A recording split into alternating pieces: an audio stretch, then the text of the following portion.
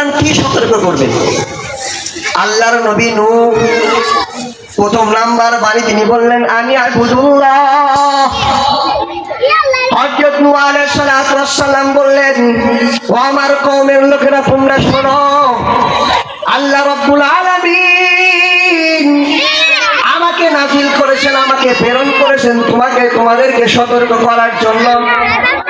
তোমাদের নিকট শাস্তি আসার আগেই যেন আমি তোমাদেরকে সতর্ক করি। এক নাম্বার সতর্কবাণী আমি আবুদুল্লাহ, তোমরা একমাত্র আল্লাহর ইবাদত করো। আমি আবুদুল্লাহ, তোমরা আল্লাহ তাআলার ইবাদত করো। ভাই আমার বন্ধুরা, দুই নাম্বার সতর্কবাণী দিলেন ওয়াত্তাকুহু, বলতেছেন আল্লাহর ইবাদত তো করবেই, তোমরা ওই আল্লাহকে ভয় করো। কাকে ভয় করার কথা বলছে? সকল বলে কাকে? আল্লাহকে ভয় করো। ওয়াত্তাকুহু। তিন নাম্বার সতর্ক দিলেন ওয়াতিউন, আল্লাহর নবী নূহ আলাইহিস সালাতু ওয়াস সালাম বললেন এক নাম্বার হচ্ছে আল্লাহর ইবাদত করবা, দুই নাম্বার হচ্ছে আল্লাহকে তোমরা ভয় করবে, তিন নাম্বার সতর্কবাণী দিলেন আমাকে তোমরা অনুসরণ করবে, আমার কথাগুলো মেনে চলবে, যেভাবে আমি চলি সেইভাবে চলার জন্য চেষ্টা করবে। আমি যেই পথে যাই সেই পথে তোমরা যাবে, যদি যাও তাহলে তোমরা ক্ষমা পাবে, তোমাদের উপর আযাব আসবে না।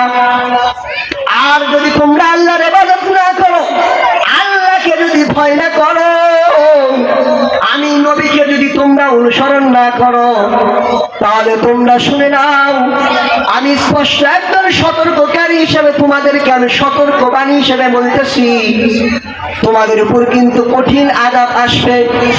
এইভাবে হযরত নূহ আলাইহিস সালাতু ওয়াস সালাম সতর্ক করে দিলেন। ভাই আমার বন্ধুরা, আল্লাহর ইবাদত কেমনে করবে, কিভাবে আল্লাহর ইবাদত করবে? আল্লাহ রাব্বুল আলামিন যেইগুলো হুকুম রয়েছে সেই হুকুম অনুযায়ী জীবনকে গড়াইতে হবে। আল্লাহকে কিভাবে ভয় করবে সামান্য একটি ঘটনা আমি আপনাদেরকে বলি। ভাই আমার বন্ধুরা, একজন ব্যক্তি নতুন বিবাহ করছে, বিবাহ করে নদী দিয়ে পারাপার হয়। শ্বশুর বাড়ির থেকে যখন নদী পারাপার অবস্থায় নৌকা দিয়ে পার হতে হয়, ওই নৌকা দিয়ে পার হওয়া অবস্থায় নতুন বউকে নিয়ে যখন নৌকা দিয়ে নদী যখন পার হইতেছিল, ওই সময় ওই নদীর ভিতরে উত্তাল শুরু হয়ে গেল, প্রচন্ড ঢেউ শুরু হয়ে গেল। তখন ওই যুবকের কোষাগারে একটা অস্ত্র ছিল, ছুরি ছিল, ধারালো ছুরি। ওই ছুরিটা নিয়ে ওই যুবকটা তার নতুন বধূর গলার পাশে রাখছে। রাখার পরে বলতেছে ও গো বধূ, আমি যে তোমার এই কাঁধের উপরে ধারালো ছুরি রাখলাম, তুমি কি ভয় পাও না? ওই নতুন বধূ বলতেছে কেন ভয় পাবো, আপনি তো আমার স্বামী, আপনি তো আমার স্বামী, কেন আমি ভয় পাবো? আপনি তো আমাকে হত্যা করতে পারেন না, আপনি কিভাবে আমাকে হত্যা করবেন? আপনি তো আমার স্বামী। ভাই আমার বন্ধুরা, এই কথা বলার সাথে সাথে ওই যুবকটা চিল্লা বলে ও গো বিবি, তাহলে শুনে নাও, যেই মালিক আমারে বানাই, যেই মালিক আমারে বানাইছে, ওই মালিকের আমি ভয় করি, মালিককে আমি মানি।